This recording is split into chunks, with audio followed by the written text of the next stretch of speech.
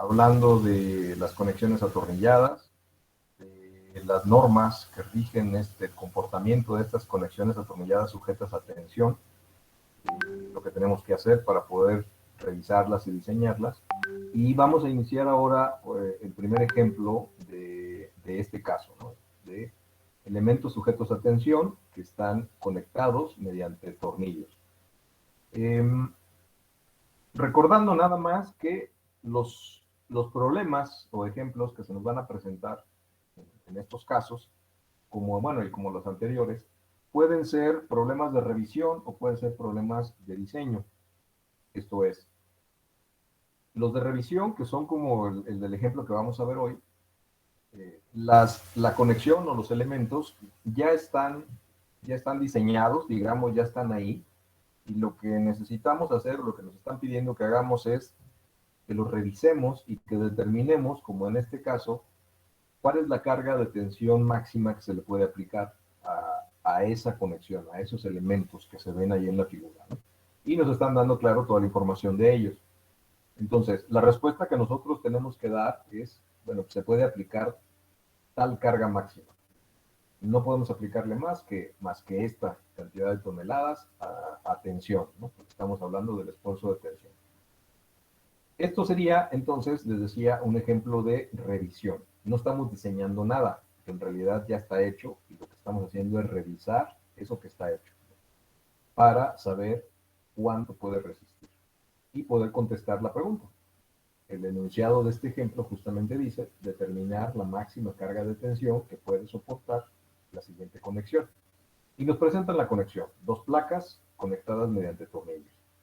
La pregunta es, esas placas que están ahí, con esas medidas, con esas dimensiones, con ese tipo de acero, esos tornillos, con ese número de tornillos y esas dimensiones de los tornillos que están haciendo la conexión, bueno, ¿qué carga le podemos aplicar a esa conexión? ¿Cuál carga de tensión?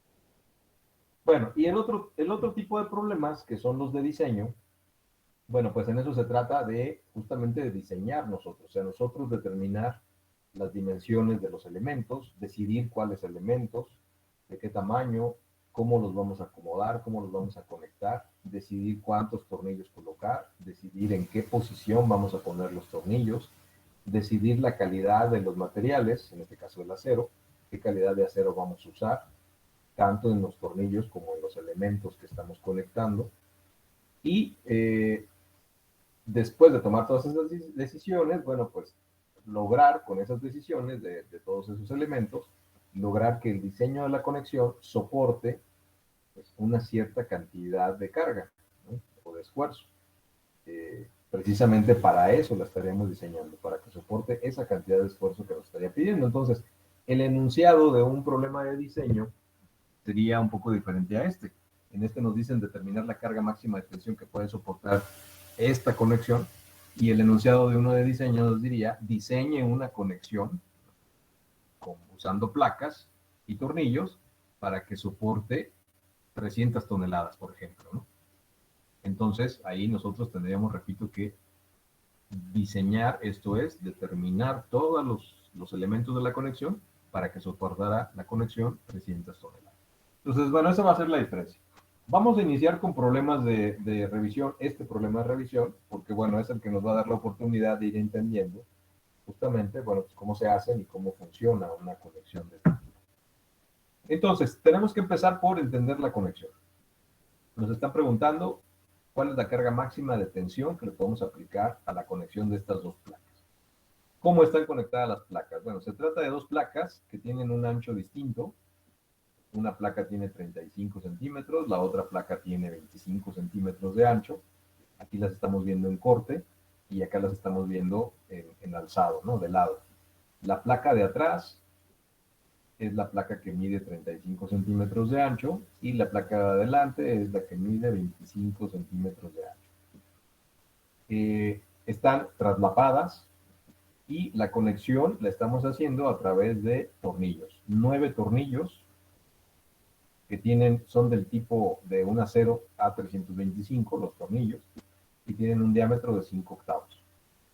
Entonces, la posición de los tornillos está también indicada aquí, su separación en el sentido de la carga Recuerden que a esta le llamamos paso y se distingue o la identificamos con una letra S. Entonces ya tenemos aquí la separación. Y la otra separación, la vertical, que es perpendicular a la aplicación de la carga, que le llamamos gramil, que identificamos con una letra G. Y esta separación, pues también nos la están indicando, es de 8 centímetros entre los agujeros. Acá son 5 centímetros de separación entre los agujeros, medidos centro a centro. Y en el otro sentido, en el sentido del gramil, son 8 centímetros medidos centro a centro. Hay 4.5 centímetros al borde de la placa, de arriba y de abajo, y acá tenemos 3 centímetros del agujero al borde de la placa hacia la izquierda. La longitud de las placas no nos lo dan como dato porque es irrelevante. Como la tensión está aplicada en este sentido, la longitud de la placa no interviene en su resistencia. Lo que sí interviene es la sección transversal de la placa. Y por eso conocemos cuánto miden las placas, 35 y 25, pero también qué espesor tienen. La de 25, que es la placa más pequeña, tiene un espesor más grueso o más grueso. El espesor es de 1.9 centímetros, que esto es 3/4 de pulgada. Y la que mide 35 centímetros tiene un espesor más delgado, que es de media pulgada, 1.27 centímetros. Es el espesor. Entonces, estas medidas son las que sí nos interesan, no la longitud. Porque lo que va a soportar la tensión, pues es la sección transversal. El área de la sección transversal es lo que soporta la tensión. Es lo que se va a tensionar. Bueno, entonces, la conexión es así. Estas dos placas están unidas mediante los tornillos. Y la placa grande, bueno, pues si observan aquí, está conectada a algo, no nos dicen a qué, ¿no? Y está conectada mediante soldadura, ¿no? Entonces, suponemos que esta conexión de soldadura que tiene la placa grande, bueno, pues es capaz de soportar cualquier carga que pueda soportar la conexión. Eh, claro que en un diseño real, pues esto también tendría que estar diseñado, obviamente, ¿no? La cantidad de soldadura y el elemento al que se está conectando, pues también tendría que estar diseñado para soportar esa carga, ¿no? Pero bueno, aquí nos quedamos nada más con esto, ¿no? Entonces, nuestro objetivo es encontrar o determinar cuál es la tensión máxima que se le puede aplicar a esta conexión de estas dos placas mediante estos 9 tornillos. Si observan en el enunciado, no nos dicen qué calidad de acero es el de las placas. El de los tornillos sí, nos dicen son tornillos A325. Recuerden que este es el tipo de acero con que están hechos los tornillos, en este caso. Tornillos A325 de diámetro 5 octavos. Las placas no nos dicen cuál, ya les había comentado. Todos los ejercicios que hagamos en donde no se diga qué tipo de acero es, bueno, vamos a dar por hecho que es acero tipo A36, ¿no? Que es uno de los más comunes que se usan en las estructuras. No quiere decir que todas se hagan con ese acero, pero es uno de los más comunes. El otro más común, aparte del A36, es el A572 grado 50. Bueno, ya después haremos ejercicios en donde cambiaremos el tipo de acero. Entonces, bueno, en este caso va a ser acero A36. ¿Qué es lo primero que hacemos para poder determinar qué carga le podemos aplicar? Bueno, la carga que le vamos a poder aplicar a la conexión va a ser la carga más pequeña que soporten los diferentes elementos que forman la conexión. ¿Cuántos elementos forman la conexión? Bueno, pues son dos placas y los tornillos. Entonces son tres elementos. Una placa delgada de 35 centímetros, otra placa más gruesa de 25 centímetros y 9 tornillos. Entonces tenemos tres elementos que forman la conexión. Dos placas y un grupo de tornillos. Vamos a tener que entonces, vamos a tener que determinar, encontrar cuál es la resistencia a la tensión de cada uno de esos tres elementos. Y el que nos resulte menor, esa va a ser la carga que puede soportar, la que le podemos aplicar a la conexión. Por ejemplo, revisamos la placa de 35 centímetros y resulta que puede soportar 100 toneladas. Después revisamos la de 25 y resulta que puede soportar 80 toneladas. Pero después revisamos los 9 tornillos y resulta que los 9 tornillos pueden soportar 50 toneladas. Entonces, ¿cuál es la respuesta que podemos dar al enunciado? ¿Cuál es la carga máxima que le puedo aplicar a la conexión? Pregunta. La de 50. La de 50, exactamente. No los vamos a sumar, no se pueden sumar, porque si la sumo, imaginen, yo sumo que si esta resiste 100, esta 80 y los tornillos 50, pues entonces tendría una conexión que resiste 230 toneladas si la sumara, ¿no? Pero si yo le aplico 230 toneladas a esta conexión, pues de los tres elementos, el que resiste menos se va a romper de inmediato, ¿no? Cuando llegue a su capacidad. Entonces, no podría contestar eso, que es la suma de todas. No, es la carga del elemento, de los tres elementos que forman la conexión, la carga más pequeña, la que menos resiste, el elemento que menos resiste, esa es la carga que le puedo aplicar a la conexión, sí, garantizando que no se va a romper. Ahora, si sucediera esto que estamos diciendo, una placa resiste 100, la otra 80 y los tornillos 50, bueno, pues nada más le puedo aplicar 50. Pero, y esa sería la respuesta. Pero también estaría respondiendo que la conexión está mal hecha, ¿no? La estoy revisando. Y entonces también podré decir, bueno, y es una conexión mal hecha. ¿Por qué mal hecha? Bueno, pues porque de nada sirve que ponga una placa que soporta 100, otra placa que soporta 80, y estoy poniendo nada más tornillos que soportan 50, y que finalmente nada más le puedo aplicar 50. Quiere decir que estoy desperdiciando acero en la placa de 35 y estoy desperdiciando acero en la placa de 25. ¿Sí? Una conexión bien hecha, o para que esta conexión estuviera bien hecha, es que los tres elementos, aproximadamente, los tres, resistieran lo mismo cada uno. ¿No? O sea, si los tornillos resisten 50, quiere decir que la conexión la tengo que, o bueno, si me estuvieran pidiendo que la conexión la diseñara para resistir 50, bueno, pues entonces pongo unos tornillos que soporten 50, pero también pongo una placa de 35 que soporte 50 y otra placa de 25 que soporte 50, bueno, de la dimensión que sea, ¿no? Eh, y ahí estaría bien hecho, porque lo que necesito es que soporte 50. Y no estoy desperdiciando nada. ¿No? Pero si la intención es que la conexión soportara 100, pues entonces no puedo hacer que soporte 100, nada más 50. Entonces, esa es la respuesta, o esa sería la respuesta a la pregunta. Bueno, para poder contestarla, ya de manera real, para esta conexión que estamos viendo, bueno, pues tenemos que ir analizando cosa por cosa. Vamos a analizar una placa, luego la otra y luego los tornillos. Bien, pero vamos a empezar también revisando las limitaciones. Estas limitaciones que están aquí las vimos también en las clases pasadas y se refieren a las distancias que nos marcan las normas como mínimas y máximas entre los tornillos, entre las perforaciones de los tornillos.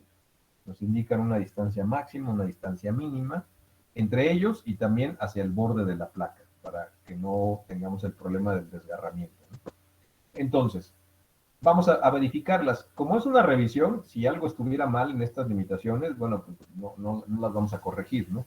Nada más lo indicaríamos. Pero bueno, es una de las primeras cosas que tenemos que revisar. Entonces, la separación máxima entre tornillos. Bueno, las normas nos dicen que esa separación máxima es 12 veces el espesor más delgado de los elementos que la forman. El espesor más delgado de los elementos, nada más tenemos dos placas, entonces la placa más delgada, la de 1.27 centímetros, que es media pulgada.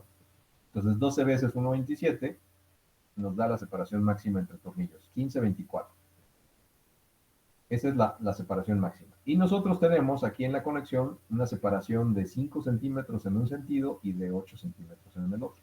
Entonces ninguna de las dos separaciones se pasa de la máxima, que es 15. Por lo tanto, estaría bien, ¿no? Luego tenemos una separación mínima. Ninguna de las separaciones, estas dos de 5 y de 8, debe ser más chica que la mínima.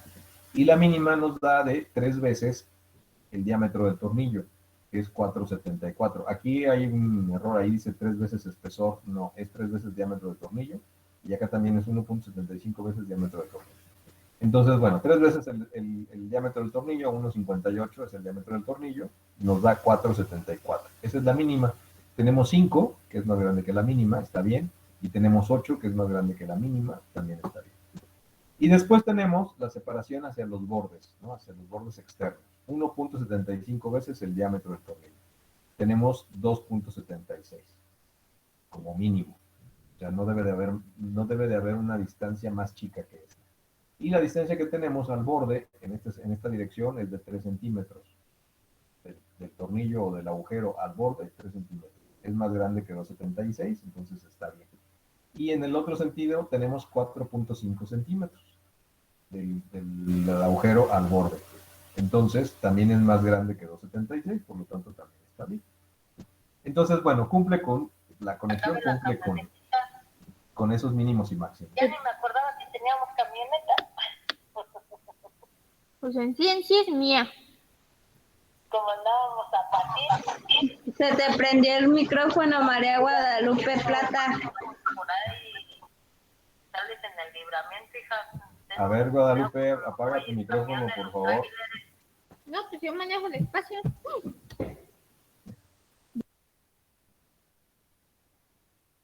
Ok, bueno, ya nos enteramos todos que maneja despacio María Guadalupe.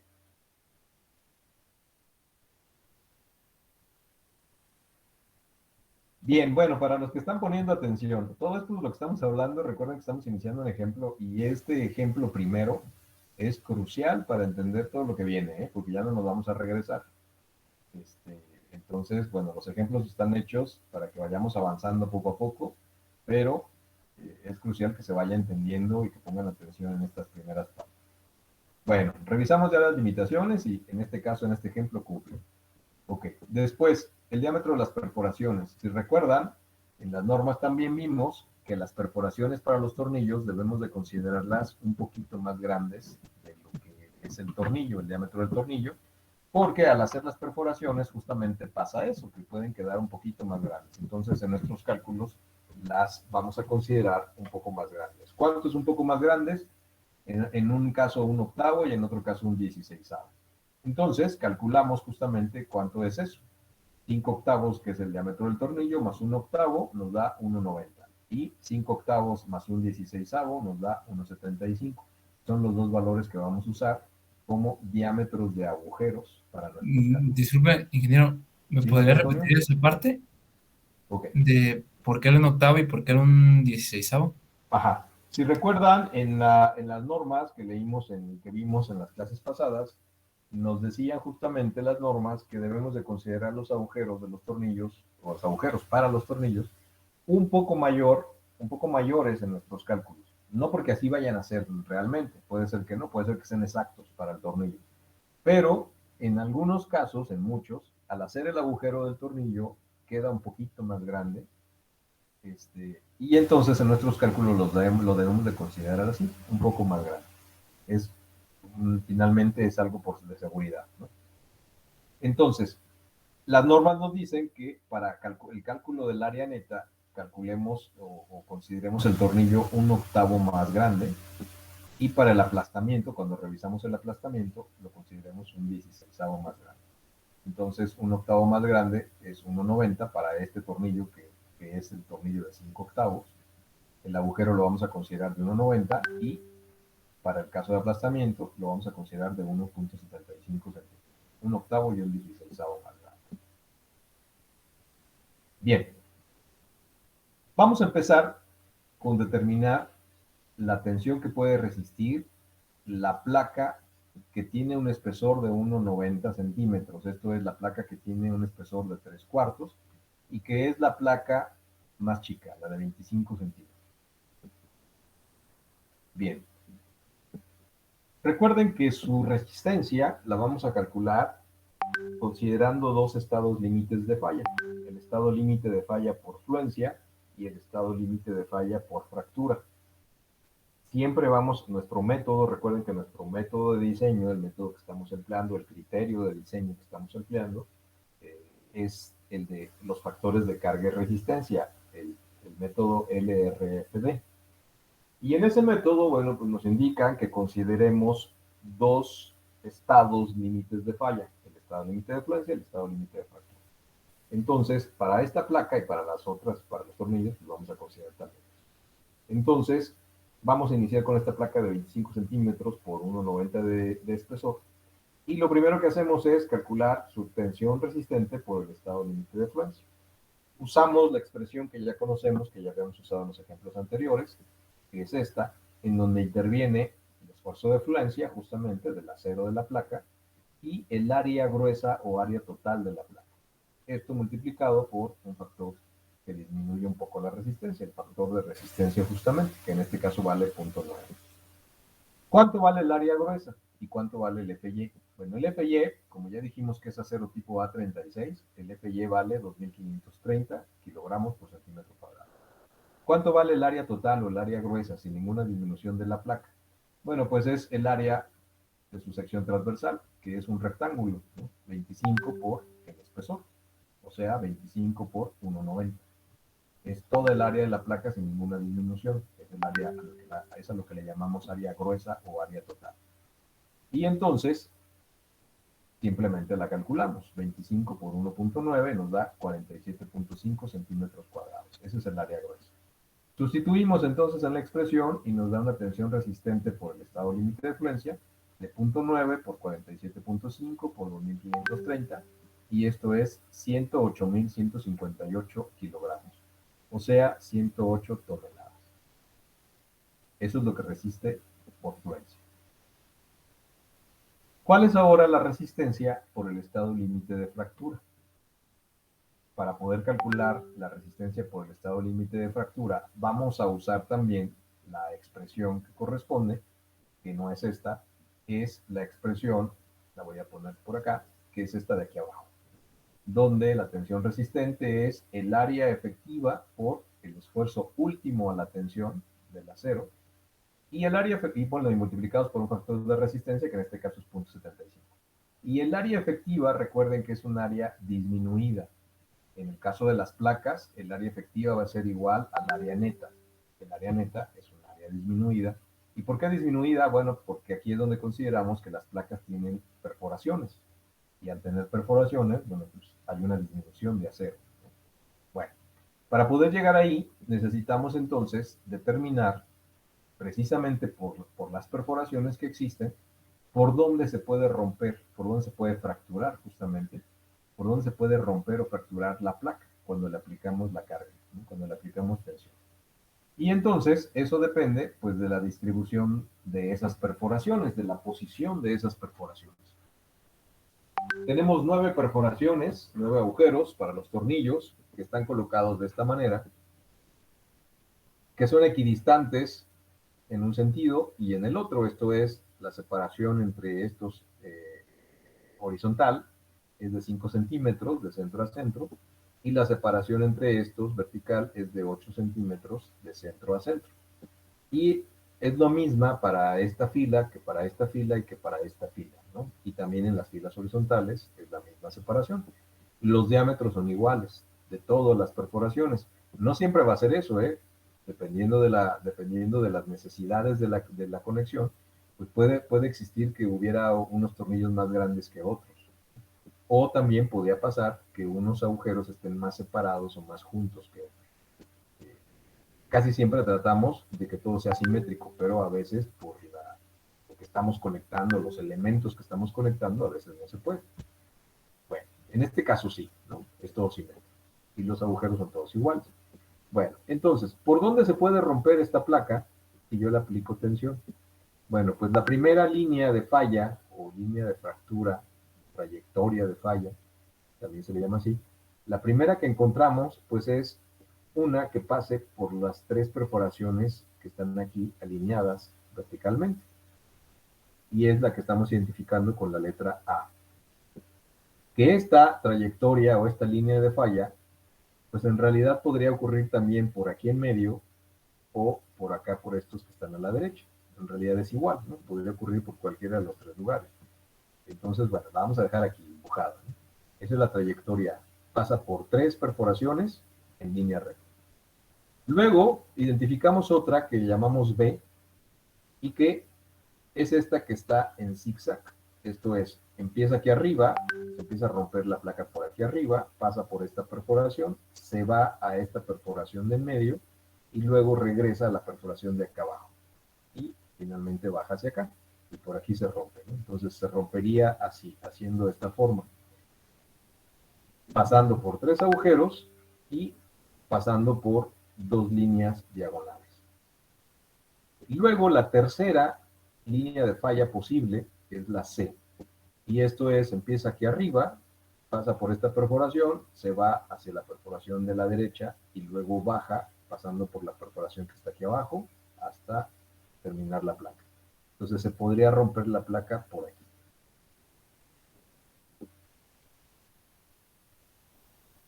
La trayectoria B y la trayectoria C pueden suceder también, como la trayectoria A, pueden suceder en otras posiciones, pero son iguales, ¿no?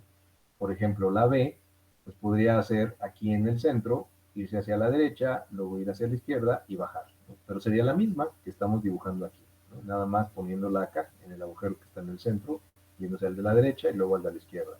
Pero también podría pasar que de este del centro se vaya hacia la izquierda y luego hacia el agujero del centro de abajo y se baje. Sería igual de todos modos a como la tenemos dibujada, ¿no? Por lo que dijimos al principio, que los agujeros tienen la misma distancia, estos dos y estos dos. Entonces da lo mismo y también la distancia vertical es la misma. Entonces, en realidad esa trayectoria B la podríamos dibujar aquí o la podríamos dibujar acá. Y también hacia el otro sentido, ¿no?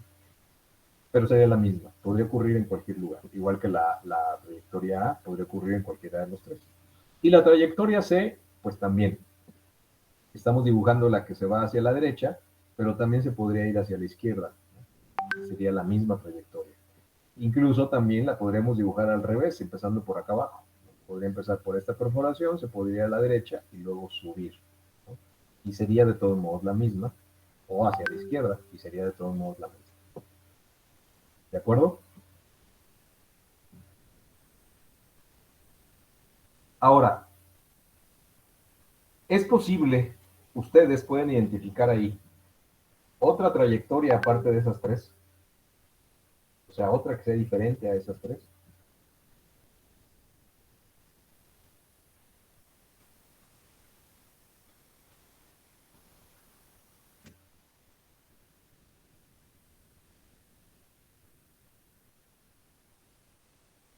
¿No podría ser completamente diagonal? Exacto. Eso es diferente. Una trayectoria, por ejemplo, que empiece aquí, pase por esta perforación, se vaya hacia la perforación del centro y luego se vaya hasta esta perforación de abajo de la esquina y baje. Entonces pasaría en diagonal totalmente a través de estos tres agujeros. Bueno, esa es una posible también. Pero ¿por qué no la pusimos? ¿Por qué no se puso aquí en el ejemplo? Bueno, porque resulta que esta trayectoria en diagonal resulta ser igual a esta que pasa por tres agujeros y que tiene estas dos diagonales, a la B. Resultaría ser igual a la trayectoria B. ¿Por qué? Porque pasa por tres agujeros, igual que esta pasa por tres agujeros. Y porque pasa por una diagonal entre estos agujeros y otra diagonal entre estos dos. Bueno, pues esta también pasa por una diagonal entre estos dos agujeros y otra diagonal entre estos dos. Y las diagonales son iguales, porque acabamos de decir que la separación de los agujeros en un sentido y en el otro también son iguales. Entonces, esas diagonales serían iguales. Y esta trayectoria sería igual. Sí podría ser diferente, y muy listos con eso, porque no hay que confiarse cuando estamos analizando una conexión. Hay que tener mucho en cuenta si la separación entre agujeros cambia, ¿no? Si, por ejemplo, entre estos dos es de 5, pero entre estos dos siguientes fuera de 6 centímetros, ahí sí, esta trayectoria en diagonal ya no sería igual a la trayectoria B, ya sería una trayectoria diferente y la tendríamos que analizar, o sea, la tendríamos que considerar. ¿De acuerdo? Entonces, sí existe una más, pero no la trazamos porque resulta ser igual a la trayectoria B. Bien, entonces, cuando estamos analizando esto de las trayectorias, cuando estemos revisando una conexión o incluso cuando la estamos diseñando nosotros mismos y decidimos acomodar los tornillos de una cierta manera, bueno, pues tenemos que revisar justamente todas las trayectorias posibles, porque esto lo estamos haciendo para identificar cuál va a ser la trayectoria que nos dé la menor longitud y por lo tanto sería la trayectoria por donde se rompería la placa y que esa es la que nos interesa, la trayectoria por donde se puede romper. Entonces el análisis que hacemos es justamente identificar cuáles son ellas y después les vamos a poner números, que es lo que sigue, que está aquí, le vamos a poner números a todas y ahí vamos a identificar cuál es la que nos da la menor longitud, el menor ancho efectivo, ancho neto, que así se le llama, B subíndice N, que es el ancho neto. Recuerden que esta palabrita de neto significa disminuido, ¿no? Entonces, la trayectoria más chica es la que nos da el ancho más chico.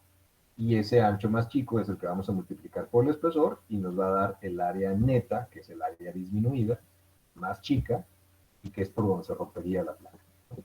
Bueno, entonces le ponemos números a esas trayectorias. Para la trayectoria A, al ancho de 25 de la placa, le quitamos 3 agujeros de 1,90 de diámetro, porque pasa por 3 agujeros la trayectoria A. Entonces le quitamos 3 agujeros, 25 menos 3 por 1,90, y nos quedan 19,30 centímetros. No son cuadrados, aquí hay un error. Son centímetros lineales. 19,30 centímetros. Ese es el de la trayectoria A. Después a la trayectoria B, le quitamos 3 agujeros también, pasa por 3 agujeros, entonces le quitamos 25 menos 3 por 1,90, pero le tenemos que sumar la cantidad S cuadrada sobre 4G, esto es el paso al cuadrado sobre 4 veces el gramil. ¿Por qué le tenemos que sumar esa cantidad? Bueno, pues porque pasa por una diagonal que justamente hace que sea más largo, ¿no? Esta longitud se agranda. Y por eso en la expresión que tenemos aquí, y ya lo habíamos visto, nos piden que se sume la cantidad S cuadrada sobre 4G por cada diagonal que aparezca en la trayectoria. Aquí son 2 diagonales, y como las dos son iguales, pues ya de una vez lo multiplicamos por 2. Entonces sumamos la cantidad S cuadrada sobre 4G y de una vez la multiplicamos por 2, o la sumamos 2 veces, como quieran. Y esto nos da 20,86. Sigue siendo más chico el 19,30. Bueno, y luego revisamos la trayectoria C. Y la C pasa por 3 agujeros también. Entonces 25 menos 3 agujeros de 1,90. Y le sumamos la cantidad S cuadrada sobre 4G, pero nada más una vez, porque nada más tenemos una diagonal. Entonces, S cuadrada sobre 4G nos da 20,08. 20,08, 20,86 y 19,30.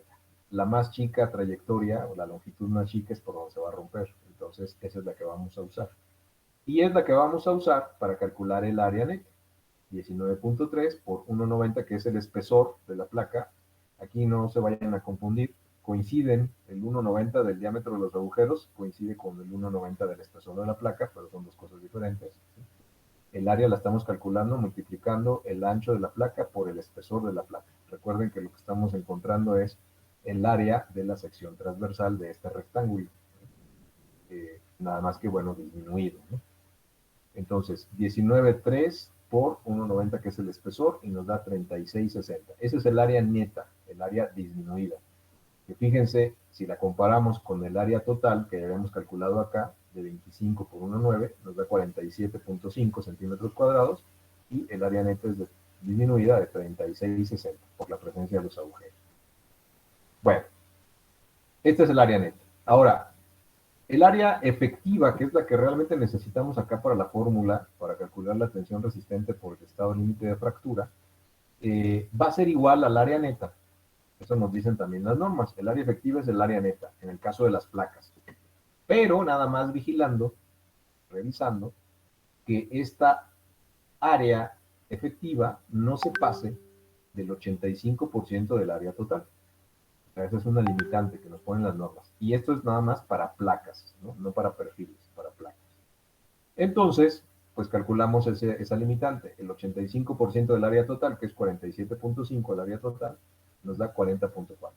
Entonces, el área efectiva que estamos usando de 36,60 no se pasa de los 40,4, por lo tanto nos quedamos con los 36,60. ¿Qué tendríamos que hacer si se pasara? Bueno, pues nos tenemos que quedar con la más chica de las dos. Si aquí fuera 41,5 y acá fue 40, se está pasando, pues entonces nos quedamos con el 40,4. Ese es el área efectiva que deberíamos usar. Es una restricción que nos ponen las normas. Bueno, entonces 36,6. Con esta área de 36,6 calculamos la tensión resistente por el estado límite de fractura. 0,75 por 36,6 y por 4080, que es el F subíndice U del acero tipo A36. Y entonces nos da 111,996 kilogramos, que son 111,000.99 toneladas, prácticamente 112 toneladas. Entonces, para esta placa primera que estamos revisando, la placa de 25 centímetros, estamos encontrando que por Por el estado límite de fluencia puede soportar 108 toneladas y por el estado límite de fractura puede soportar 112 toneladas prácticamente. Hasta ahorita, ¿con cuál nos quedaríamos? Bueno, pues con la más chica de las dos cargas, ¿no? 108 toneladas. Si el problema nos estuviera preguntando qué carga se le puede aplicar a la placa de 25 centímetros, nuestra respuesta sería 108 toneladas. La más chica de las dos que acabamos de encontrar. Pero bueno, eso no es lo que nos está preguntando el programa, nos está preguntando cuánto se le puede aplicar a toda la conexión. Pero hasta ahorita, 108 toneladas. Para que dimensionen un poco, empiecen a ser más perceptivos de la resistencia del acero y de estos elementos de acero, pues a veces es un poco difícil imaginarse cuántos son 108 toneladas, ¿no? Y cuánto es, y cómo es esta placa de la que estamos hablando. Bueno, imagínensela. Es una placa de 25 centímetros por 2 centímetros de espesor prácticamente, ¿no? ¿A qué se parecería eso? Bueno, algo que tengan allá a la mano, una libreta, por ejemplo, ¿no?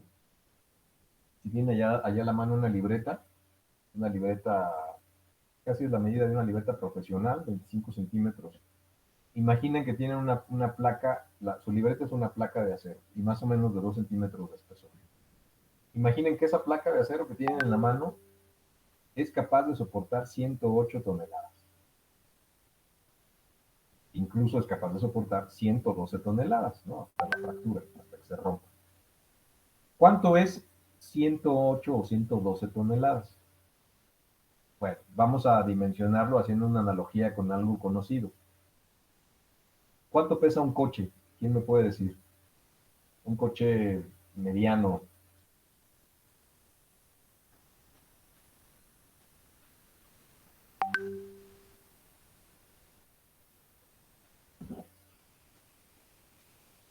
¿Quién tiene idea de cuánto pesa un automóvil mediano? Más o menos en Aproximadamente 2 toneladas, un poco más de 2 toneladas. ¿Ok? Yo creo que un poquito menos, ¿eh? Como 1,5 toneladas, más o menos, ¿no? Porque los coches pequeños pesan alrededor de 1 tonelada nada más, 1 tonelada 100, 1,100 kilos, 1,200 kilos. Uno mediano anda arribita de la 1,5 toneladas. Vamos a pensar que pesan 2 toneladas. Ok. Que un coche pesa 2 toneladas. Una placa del tamaño de su libreta, esta placa de acero, que es del tamaño de su libreta, le pueden colgar entonces 50 coches. Y soportaría perfectamente.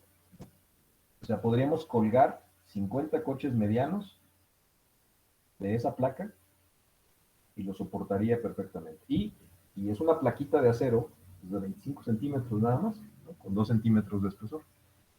Entonces, nada más, hacemos esta analogía nada más para que se vayan dando cuenta de la resistencia del material, ¿sí? Claro, en una estructura, pues los niveles de carga pues, pueden ser muy altos, ¿no? Pero bueno, con esto nos vamos dimensionando, ¿no? Nos vamos dando una idea. Bien, ¿qué sigue? Bueno, pues ya analizamos la placa de 25 centímetros. Ahora sigue analizar pues, la placa que sigue, que es la placa de 35 centímetros, que tiene 1,27 de espesor. Es un poco más delgada, pero es más grande, de 35 centímetros. Y vamos a hacer con ella exactamente lo mismo que con la de 25 centímetros.